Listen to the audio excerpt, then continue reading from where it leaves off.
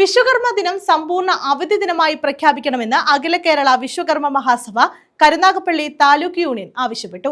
താലൂക്ക് യൂണിയന്റെ നേതൃത്വത്തിൽ വിശ്വകർമ്മ ദിനാഘോഷം സംഘടിപ്പിച്ചു. അവാർഡ് വിതരണവും നടത്തി. കേരളത്തിലെ വിശ്വകർമ്മ സമുദായത്തിന് സർക്കാർ സർവീസിൽ 5% സംവരണം ലഭിക്കണമെന്നും സെപ്റ്റംബർ 17 വിശ്വകർമ്മ ദിനം സമ്പൂർണ്ണ അവധിയായി പ്രഖ്യാപിക്കണമെന്നും അഖില കേരള വിശ്വകർമ്മ മഹാസഭ കരുനാഗപ്പള്ളി താലൂക്ക് യൂണിയൻ ആവശ്യപ്പെട്ടു. ദേവസ്വം ബോർഡ്, PSC തുടങ്ങിയ ഭരണഘടനാ സ്ഥാപനങ്ങളിലേക്ക് വിശ്വകർമ്മ പ്രാതിനിധ്യം ഉറപ്പാക്കണമെന്നും കരുനാഗപ്പള്ളി താലൂക്ക് യൂണിയൻ ആവശ്യം ഉന്നയിച്ചു.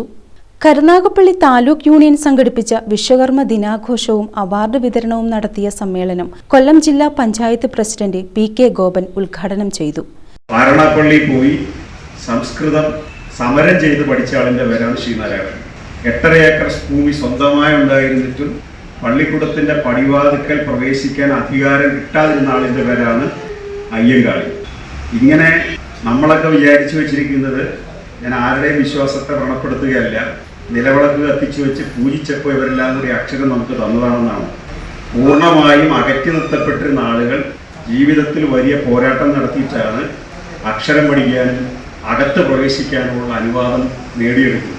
Taluk union president V Rajagopal അധ്യക്ഷത വഹിച്ചു. പ്രാധാന്യവും അതുപോലുള്ള ഗുണങ്ങളും നമുക്ക് ലഭിച്ചിരുന്നു. എന്നാൽ അതിനുശേഷം വിശ്വകർമ്മജരുടെ പേരിൽ ധാരാളം സംഘടനകൾ പിറവിയെടുക്കുകയും ഒരുപാട് നേതാക്കൾ പിറവിയെടുക്കുകയും ചെയ്ത ഒരു സ്ഥിതിവിശേഷം സംജാതമാണ്.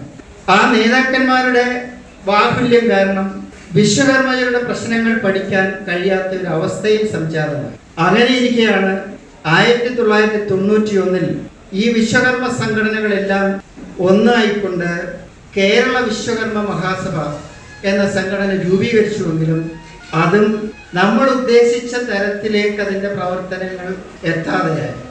Karunagappally municipal chairman Padippura Latheef award വിതരണം നിർവഹിച്ചു. PN Suresh, Gopalakrishnan Prayar, Raju, MS Shibu, Ajitha R എന്നിവർ പങ്കെടുത്തു.